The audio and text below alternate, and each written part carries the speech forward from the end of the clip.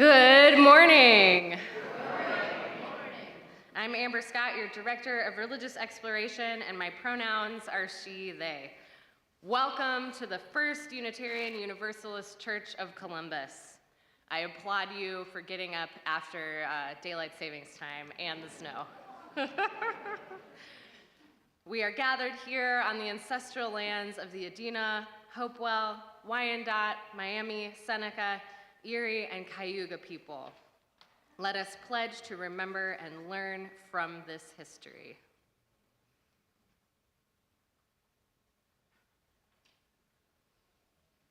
Please rise in body or spirit to sing number 1012, When I Am Frightened.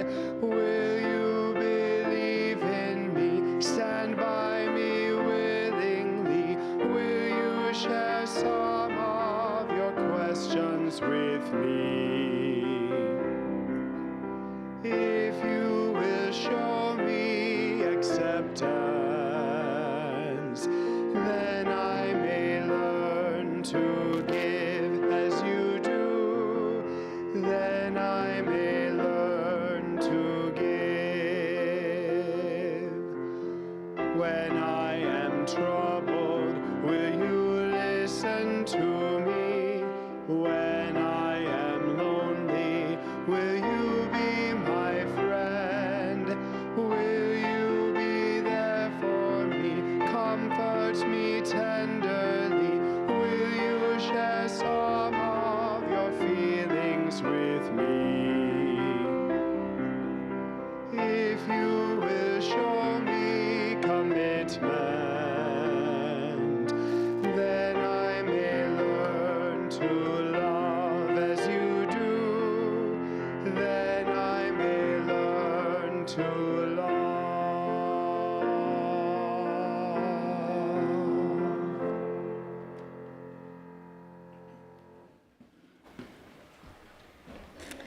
Good morning.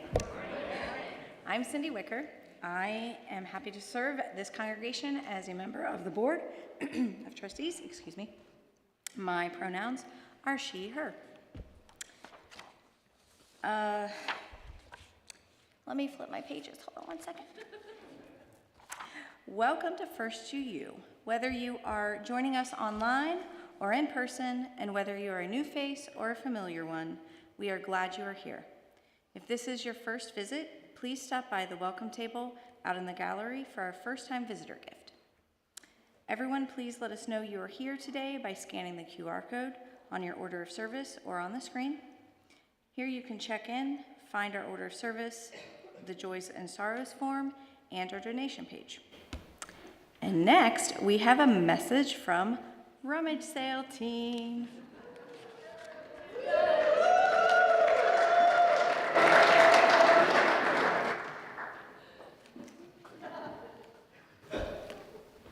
Good morning.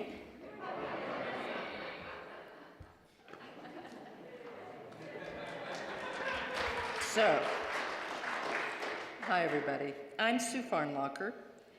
I'm here to tell you about the rummage sale. It's March 25th, and that's only 13 days from today. 13 days. You can drop off your things the week before, and these dots show you some of our pricing. We're going to have all sorts of things. Hi, Sue. Hi, Pat. Oh, what's Wait that a in your minute. hand? Hi, I'm Pat Hoffman, by the way. Did you know we're having a bake sale too? Well, duh. I'm making my special brownies. Woohoo! Good. I think we can sell a ton of cookies, and we need lots of people to make lots of cookies. Remember, cash only, no coins. Or plastic. Plastic. We'll take credit cards. Right? Yeah. Sorry. Yeah, and we want to make it easy on our volunteers. Speaking of volunteers, we need a few more people on Friday evening to help set up. And on Saturday at 3 to help clean up so we can do this again on Sunday. Pizza. May be included in that helping. So I heard pizza. And yes, we've made volunteering really easy. Look here, here's our QR code.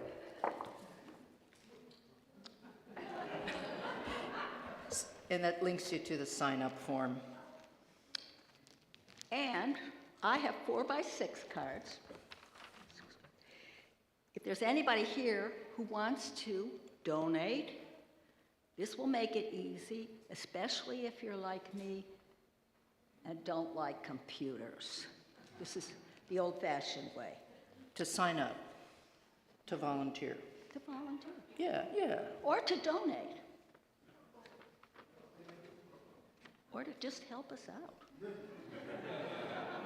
And you're going to be in the back of the worship center and out in the gallery, and you're going to collect those cards, aren't you?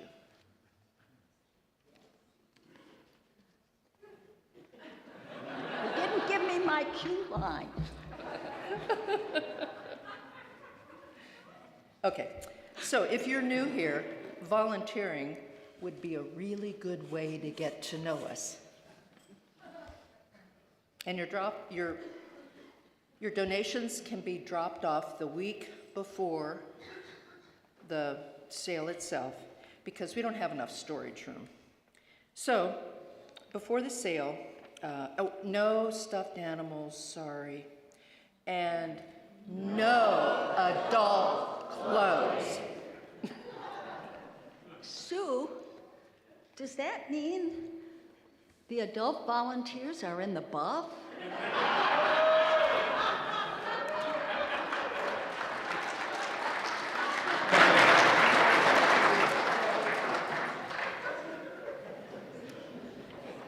Thank you, sale team.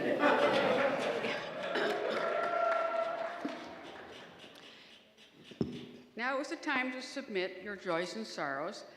You can use the QR code that's available on the screen throughout the service, or you can submit it with paper forms back by the candle table. Anything we receive before this sermon will be shared during the caring meditation.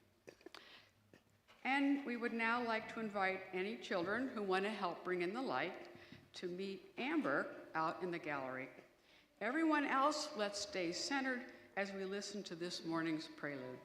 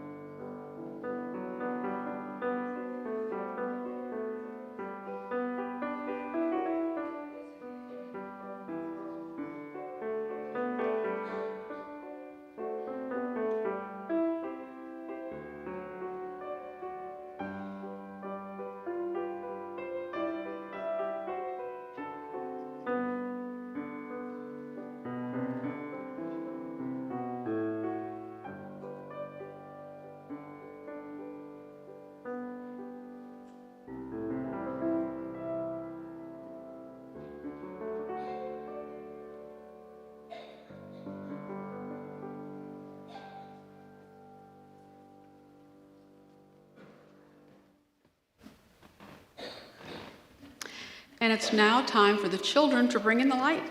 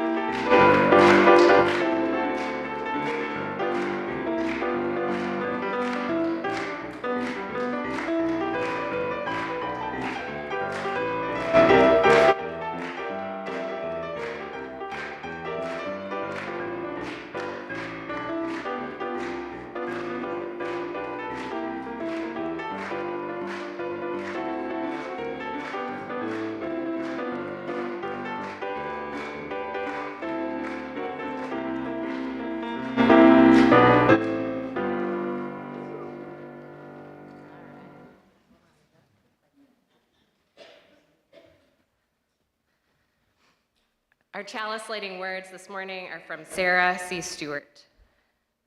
Bring who you are as you enter our church this morning. Bring your best self and your struggling self. Bring your mistakes and your triumphs. Bring your shortcomings and your recommitment to good.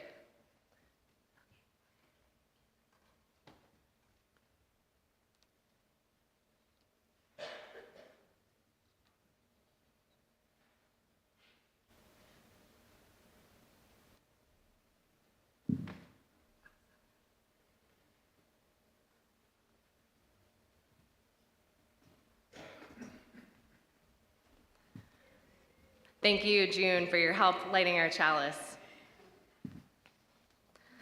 Once again, I'm Amber Scott, and I'm so excited to see you here this morning. If you would like more information about our family programs, you can email me at amber@firstuucolumbus.org. Today's story is based on the actual life of Jazz Jennings and is one of the titles we hope to include in the banned book library our First UU youth group will be curating. The book is called I Am Jazz, written by Jessica Herthel. And I see we've got some fans.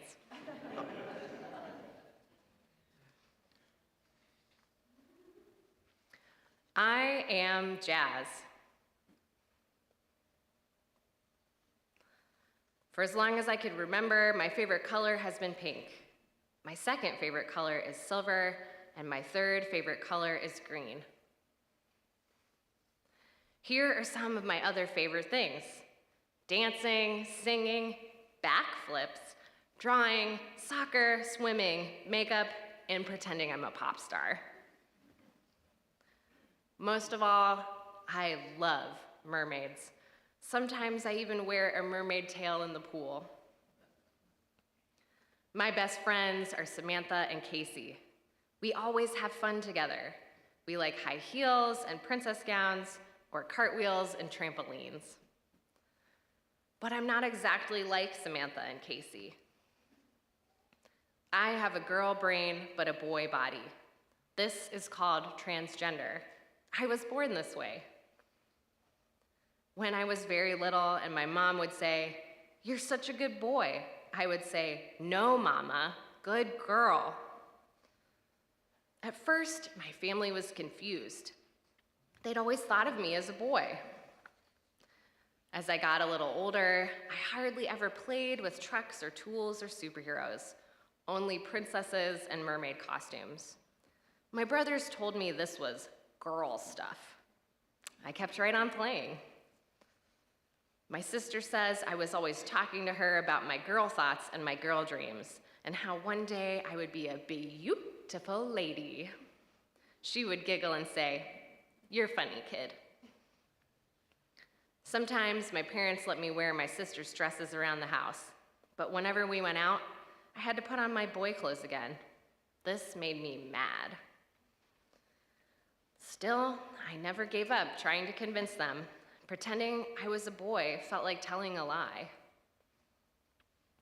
Then one amazing day, everything changed. Mom and Dad took me to meet a new doctor who asked me lots and lots of questions. Afterward, the doctor spoke to my parents, and I heard the word transgender for the first time.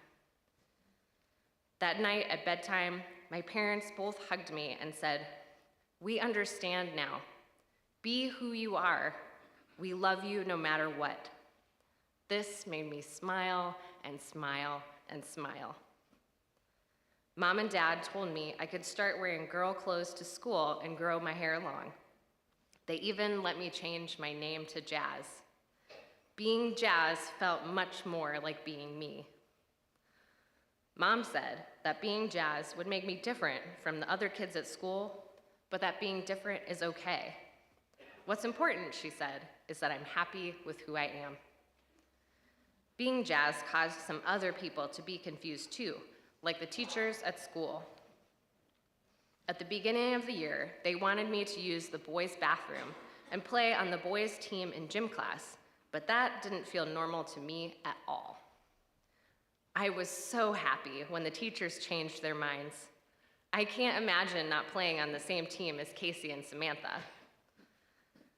Even today, there are kids who tease me or call me by a boy name or ignore me altogether. This makes me feel crummy. Then I remember that the kids who get to know me usually want to be my friend. They say I'm one of the nicest girls at school. I don't mind being different. Different is special.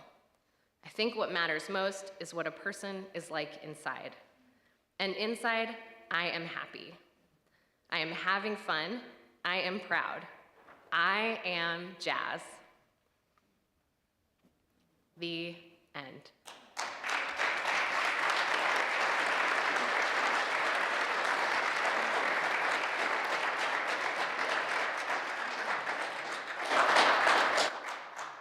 Sometimes being yourself means being vulnerable.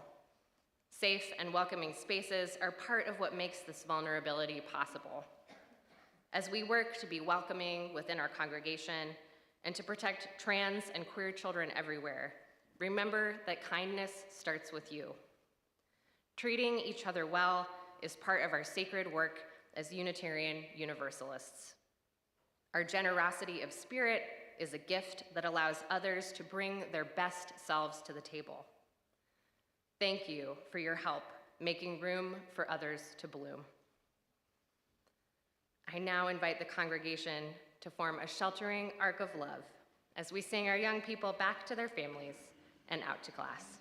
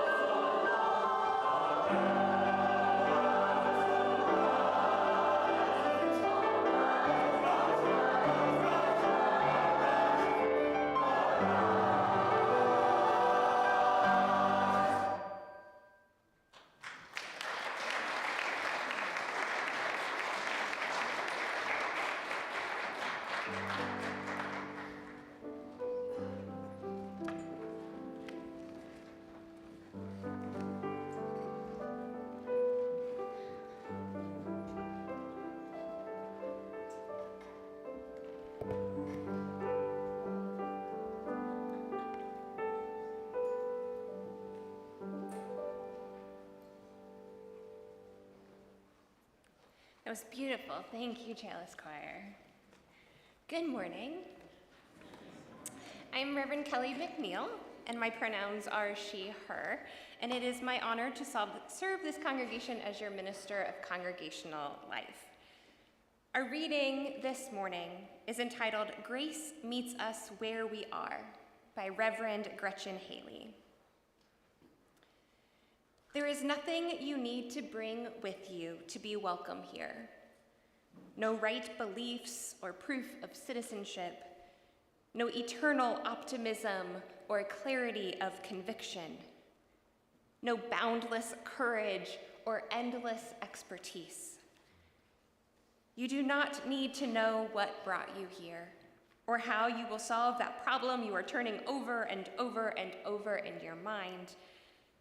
Your bills do not need to be paid, and your checkbook can be a mess. Your children may have been up half the night. Your hearing aids may not be working, and your knees may be creaking. You do not need to be already perfect, or even halfway, to belong in this circle where grace meets us where we are, but does not leave us as it found us. Where love resides in each of us, yet is somehow more than all. Where life still pulses and rages and heals and transforms, creating us and this day anew once again.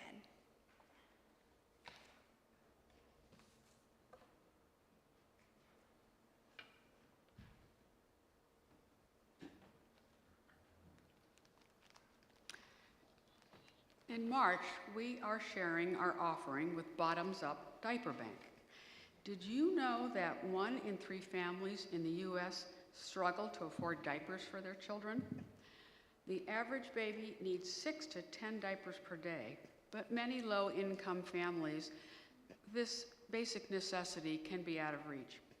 Bottoms Up is a nonprofit organization working to help parents to access enough clean diapers for their families. So please give. You can use the QR code on the screen, take the number on the screen, or visit firstuucolumbus.org/donate. No matter your ability to give financially, we are grateful that you are all here. Our offering will now be gratefully received, and thank you for your generosity.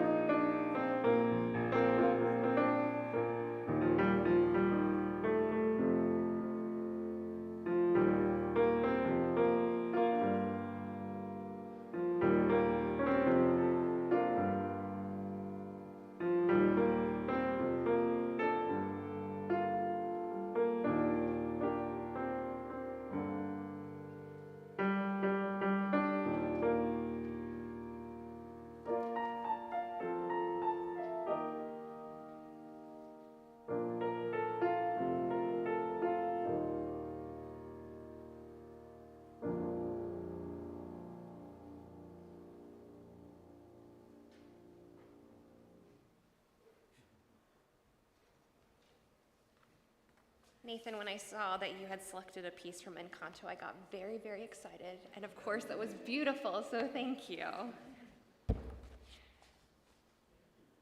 right, I'm going to try something new this time, so we'll see if this works. As you may or may not know, we try to organize our Sunday services around a monthly theme, using a resource shared by over 145 other Unitarian Universalist congregations. This resource helps us think about our values, beliefs, and our faith in a variety of ways, and it encourages us to dig deep into our own spiritual beliefs and ideas. This month, we're focusing on the idea of vulnerability, the willingness to show emotion or to allow one's weaknesses to be seen or known. When I think about vulnerability, I get really nervous. It's not always a comfortable thing to show our emotions or allow our weaknesses to be seen. So I got to wondering, if vulnerability is so scary, what does vulnerability have to do with Unitarian Universalism? When I think about vulnerability from a religious perspective, reflecting back on my winding path through various Christian practices until finally finding UUism, I see such a wide assortment of responses to someone being vulnerable. Growing up Roman Catholic, we weren't exactly encouraged to be vulnerable. After all, we had to go into a tiny, intimidating box and sit on the opposite side of a screen or a curtain, share our weaknesses, and then seek penance for those weaknesses. My childhood faith was built on a foundation of fear, guilt, and shame. I dreaded when my Wednesday evening class would make the trip to the big, dark sanctuary, sitting on those cold, hard pews as one by one we entered the confessional to share all that we had done wrong. I was so afraid to admit that I had done something that I knew my religion believed to be wrong, that each time I had to sit before the priest and be vulnerable, I tried to think of the least bad thing that I had done so that I didn't have to share my weaknesses with someone whom I didn't trust. This fear of being vulnerable followed me into my high school years. When I found myself in a really dangerous situation in which my only option for some sense of safety was to reach out to those closest to me and share what I believed to be some of the most vulnerable and weak moments of my life, my worst fears came true. Instead of believing me, supporting me, and trying to help me, my friends chose to throw my vulnerability back in my face and stop being friends with me. If I got that reaction from my closest friends, who I believed knew me sometimes better than I knew myself, I certainly wasn't going to share this vulnerability with anyone in the church. It was already too scary to be vulnerable at 8 years old by confessing that I had lied to my parents. There was no way I was going to confess this, what I believed at the time, massive sin. As a result, I began to believe that not only is being vulnerable with those closest to you dangerous, but opening up your soul on a more spiritual level only leads to self-blame, shame, and a sense of being left behind by a God that I believed couldn't possibly love me anymore. Essentially, I came to believe that vulnerability was not worth the risk. The only solution was to build a brick wall around my heart because it wasn't safe to show my authentic, full self to the world. Now, luckily, I've had other experiences in religious community that have shown me that my understanding of vulnerability could not have been further from the truth. Now, don't get me wrong, those walls of fear stayed up for a really long time. But thankfully, I found a community that wanted to get to know me as my full self, emotions, weaknesses, and all. Early in my path to UU ministry, I developed relationships with colleagues in which they saw that the person standing before them was actually hiding behind that wall. Each time we gathered, I found myself opening up a little more, and then a little more, until I realized that I was sharing deeply personal things with them, and they were not laughing at me. When I shared what had happened to me in high school, fully expecting the same results as before, instead I found myself surrounded by people who were deeply listening and loving me through it all. They wanted to know me for me and not the mask that I had gotten so good at putting on. It wasn't easy, and there were certainly several setbacks, but when I allowed myself to fully receive the love and support that I was being offered, I realized that vulnerability itself is not the big, scary monster that I thought it was. And what shocked me the most was that not only did I find people who were willing to love me, flaws and all, but they were religious people who didn't make me feel like that 8-year-old in a confessional booth again. I realized that I had found a spiritual home in Unitarian Universalism that wanted to know me for who I am. So as you can imagine, as I started thinking back on these two very different experiences within religious community, I grew curious about what was different. Why was vulnerability in one place responded to so differently than in another? And was this difference the reason that I felt a true connection to my colleagues in ways that I had never found in my peers growing up? In her TED Talk on the topic of vulnerability, Brené Brown talks about how her years of research have shown that connection is what brings purpose to our lives. But in order for that connection to happen, we have to allow ourselves to be seen. Or in other words, we have to risk being vulnerable. And what prevents us from taking that risk is a fear that we aren't worthy of connection. Lucky for us, we strongly believe and advocate that every person is inherently worthy, including ourselves.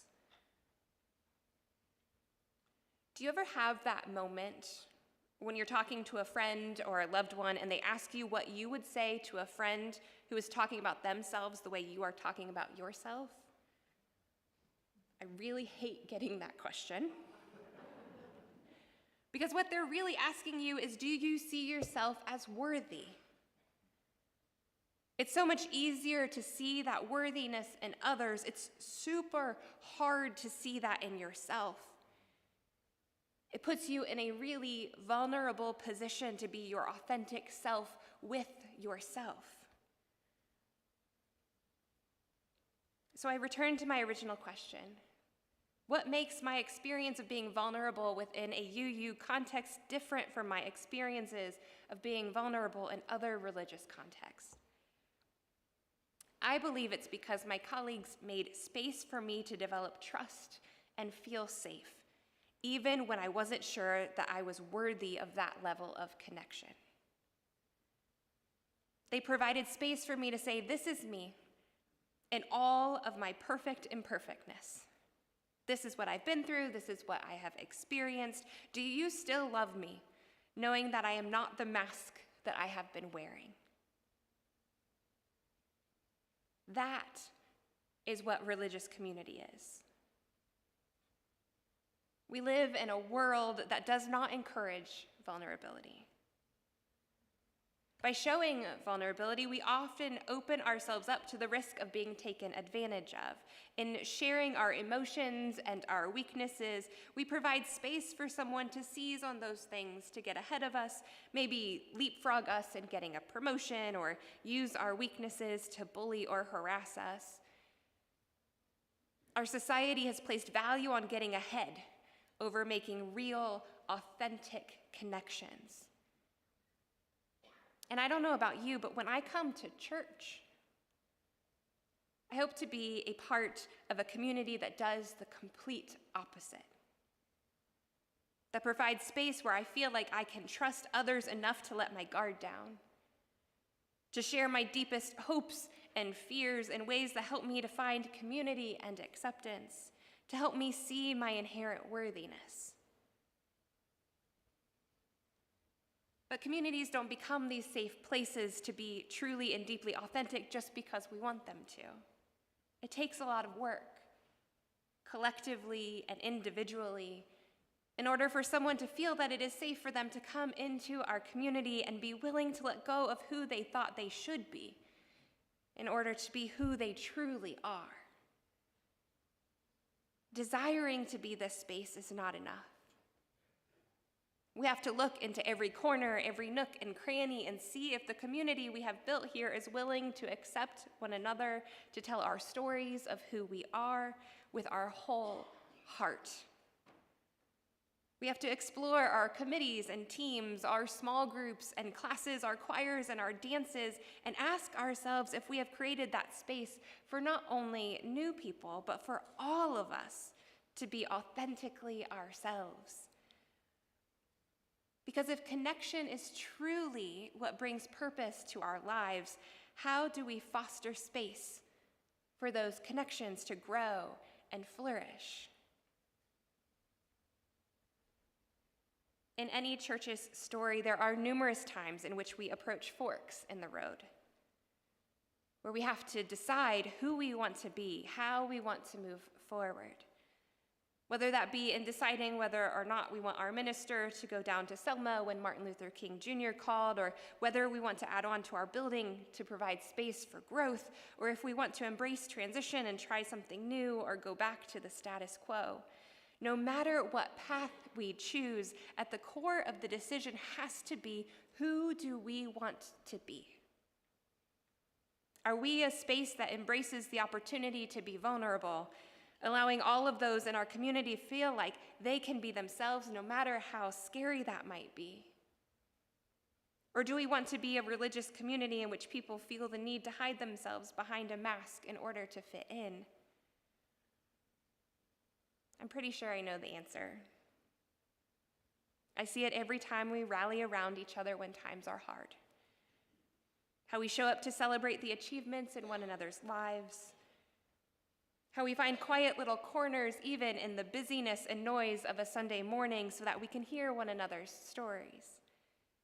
When you ask what is needed and how you can help in this time when we are short-staffed, I see it. This space, these actions are different and special.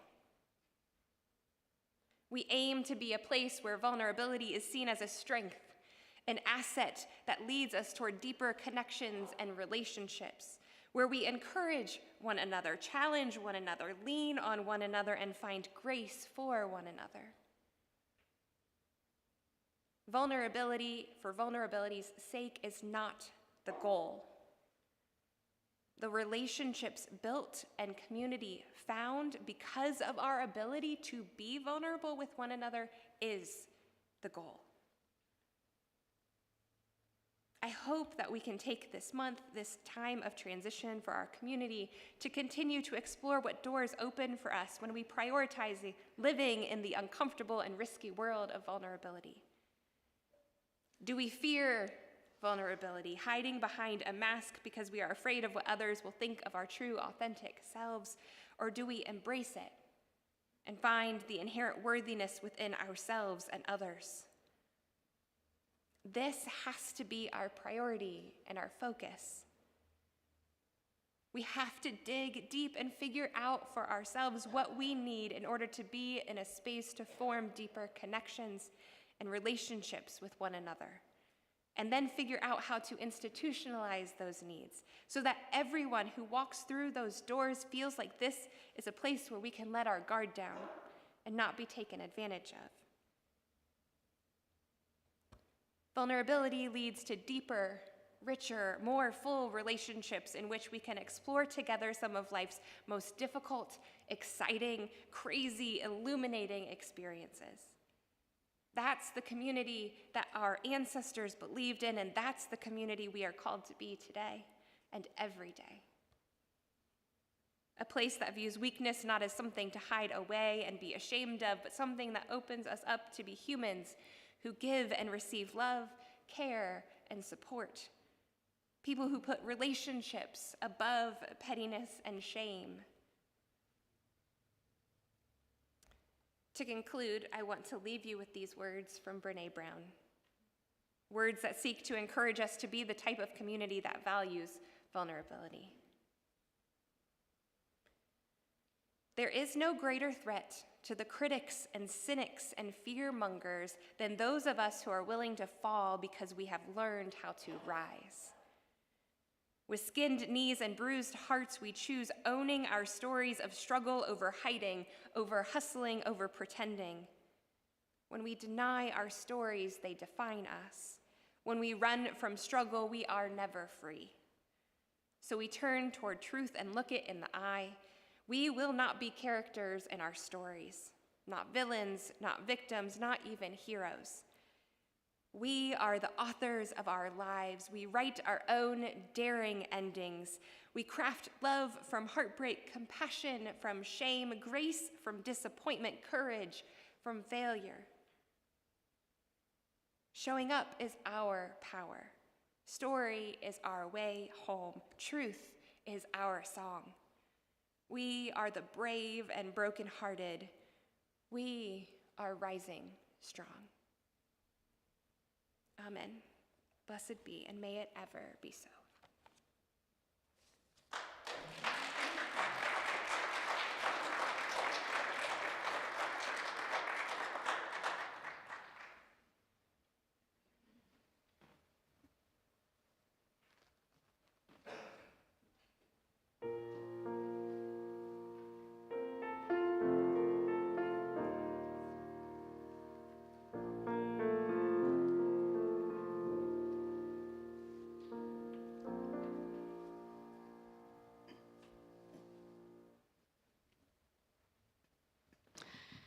Thank you, Reverend Kelly. A sermon we can all learn something from. Our caring meditation this morning is going to take a slightly different form. We invite you into a 3-minute relaxation period to give you a chance to settle into your chair, relax your body, and calm your mind. Sitting in a comfortable position, allow your shoulders to drop and relax. And plant your feet firmly on the ground. Or if you are sitting cross-legged, feel the sense of contact between your feet and the seat and the floor beneath you. Now, as you're willing, gently close your eyes. And for the next few breaths, bring your full attention to your breathing. Notice the feeling of the air flowing in through your nostrils, down into your lungs, and down into your belly as you inhale. And on the exhale, feel the release of any tension as you let out slowly.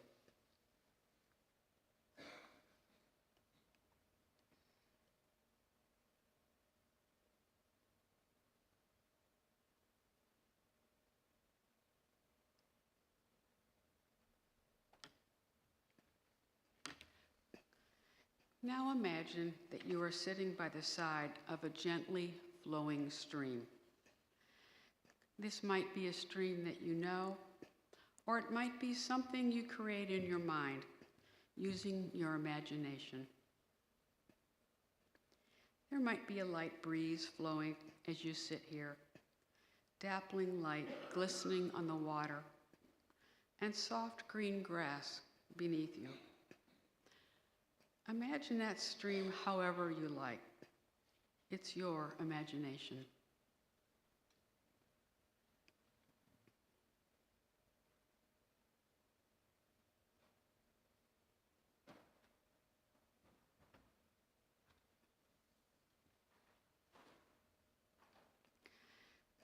And now imagine that there are leaves floating on the surface of the stream. And these leaves are gently flowing past you down the stream.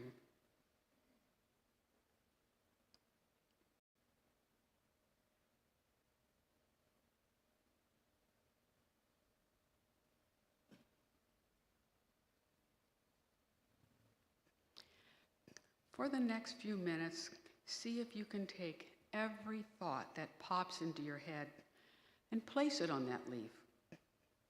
Now, your thoughts may show up in your mind in the form of words or pictures or something else. However, once a thought arises, simply place it on that leaf and let it float by. Do this regardless of whether the thoughts are positive or negative, or enjoyable or challenging. Simply place each on a leaf and let it float down the stream.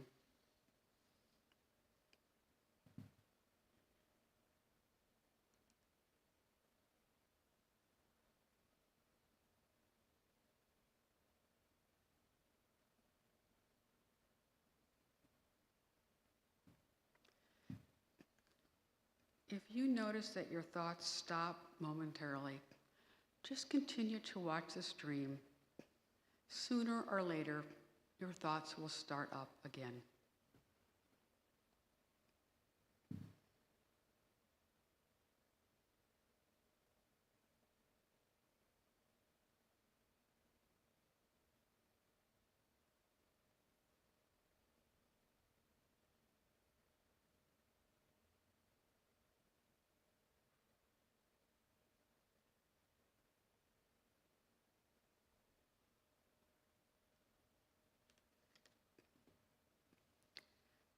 Allow the stream to flow at its own rate.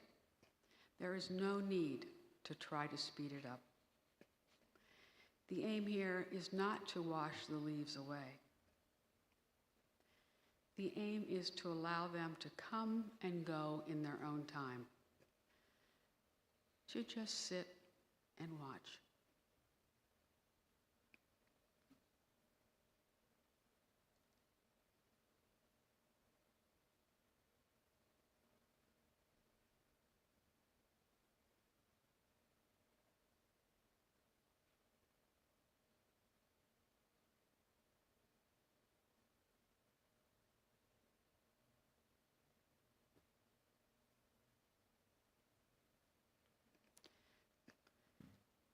If your mind says something along the lines of, "I can't do that," or "this is stupid," place those thoughts on the leaves and let them float by.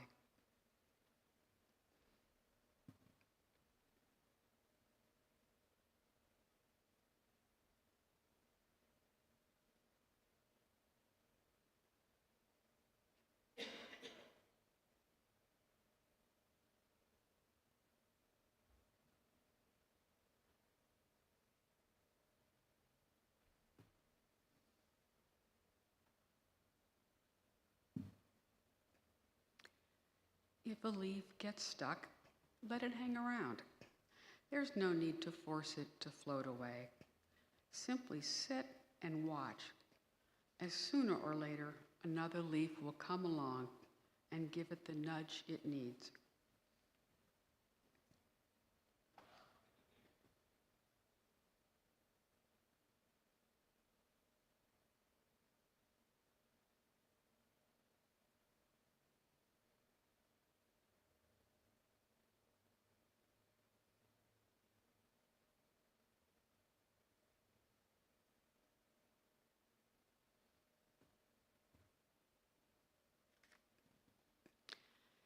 If a feeling arises, such as boredom, impatience, or anxiety, simply acknowledge it. Say to yourself, "Here is a feeling of boredom. Here is a feeling of impatience. Here is a feeling of anxiety." And place those words on a leaf.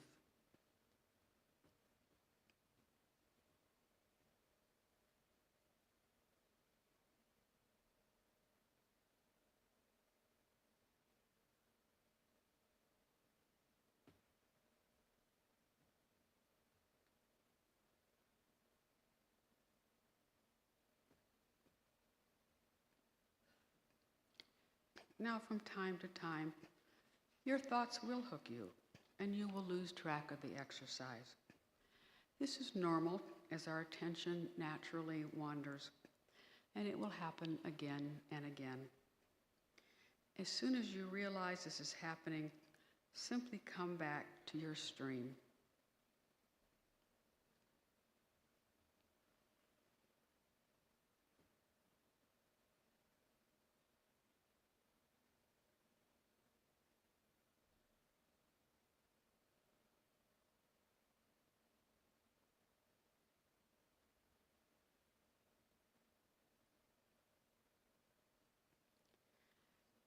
Continuing to place each thought that pops into your mind on a leaf and simply watch it slip by.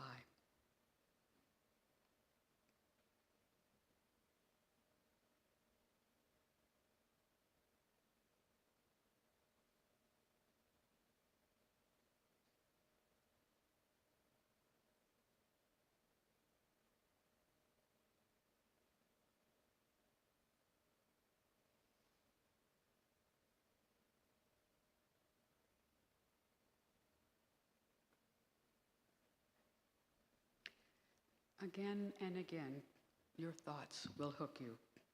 Remember, this is normal. As soon as you notice this has happened, simply come back to your stream.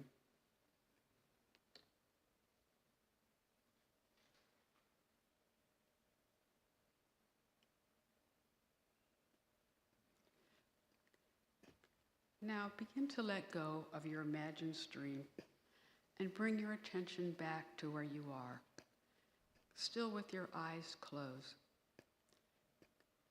Notice what you can hear, what you can feel.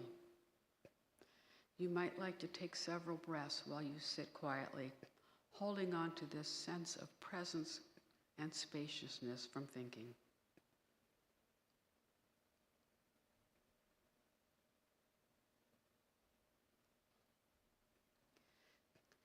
And when you are ready, open your eyes and notice what you can see.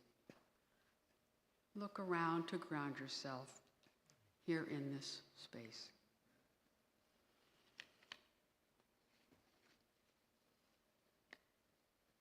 Thank you. So this Sunday morning, we hold up an Ohio State University series for middle school STEM students, The Hidden Figures Revealed, Dynamic Narrative and History of Black Mathematicians from The Ohio State University.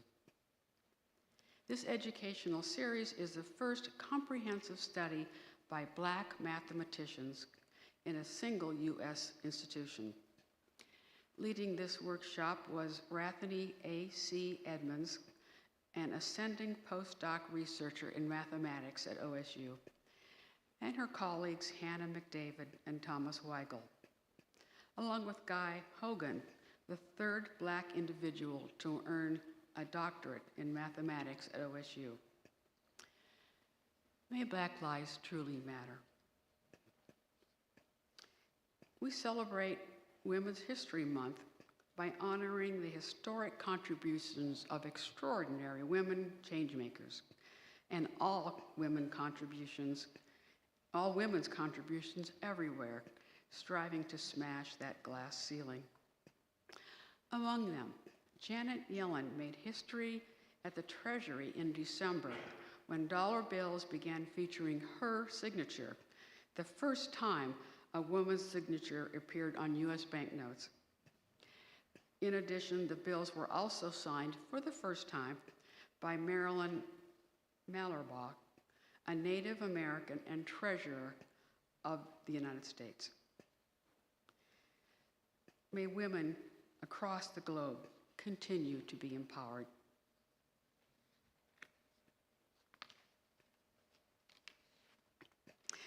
And now I welcome Sharon Hammersley, our pastoral care listener this morning, to read the caring cards and announcements that you've submitted this past week and this morning.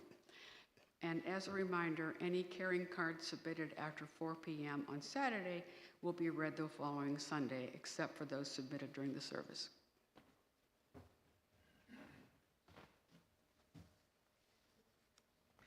Good morning. We have 5 caring cards today. Sherman M. experienced both a joy and a sorrow on May 8th. The sorrow is we offer our care and sympathy to Sherman. His wife, Liz, passed away on March 8th after being on a respirator for 3 weeks. The family decided to remove the respirator. Sherman also turned 90 years old on March 8th. Congratulations to Liam O. Liam recently received an award from the Franklin County Commissioners and the Greater Columbus Arts Calendar for academic and musical accomplishments. Congratulations, Liam. We have 2 birthdays. Happy birthday to Claire B., who celebrated her 86th birthday on Thursday, March 9th. And happy birthday to Jim B., who will celebrate his 85th birthday on Monday, March 13th. And an announcement, Tom P. submitted this last week, but it was unfortunately missed. Tom reports that his friend Eric Murphy is the artist who is currently featured in the gallery and in this space. Please take time to become acquainted with his work. Please visit the caring table in Beach Hall after the service each week to say hello to our volunteers and sign caring cards that will be sent to people within our community. And now for the joys and sorrows you lifted up this morning.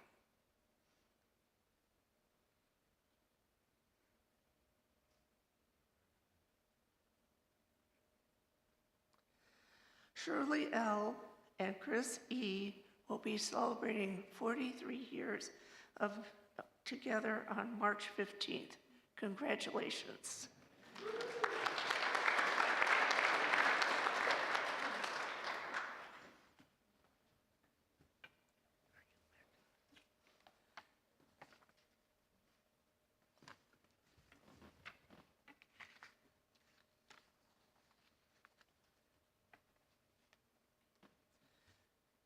May we hold these joys and sorrows and all those yet unspoken gently in our hearts.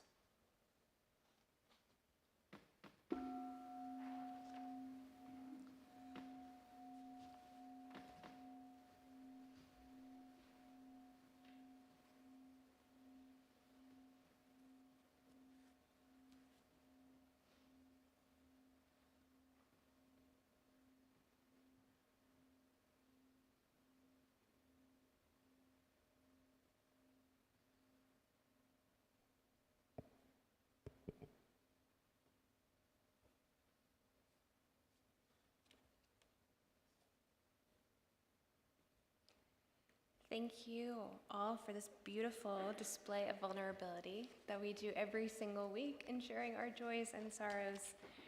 It's wonderful to feel connected in a congregation this large, so thank you for sharing those. As we conclude our service today, I just want to share these words one last time. Showing up is our power. Story is our way home. Truth is our song. We are the brave and brokenhearted. We are rising strong. If you will please rise in body or in spirit and join me for a new hymn in your teal hymnal, number 1029, Love Knocks and Waits for Us to Hear.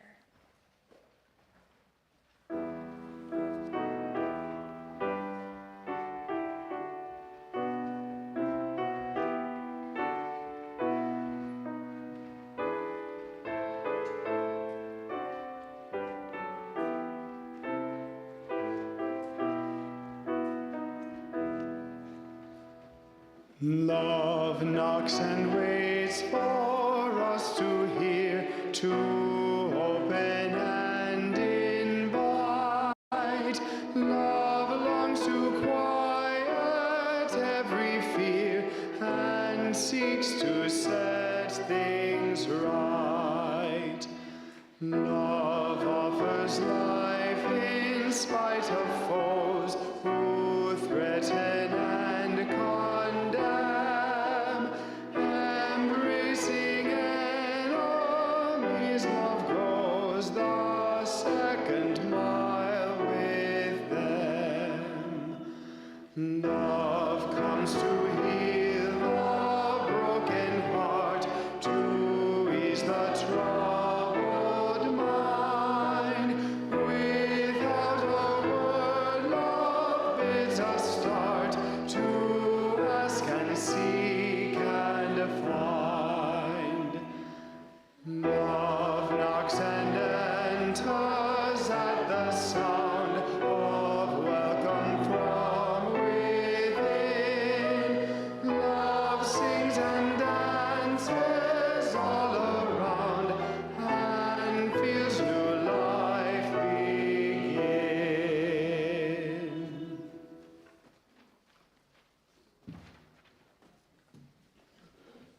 If you would like to come close, if you are comfortable, and hold hands, or you can put your hands over if you would prefer, as we extinguish our chalice together.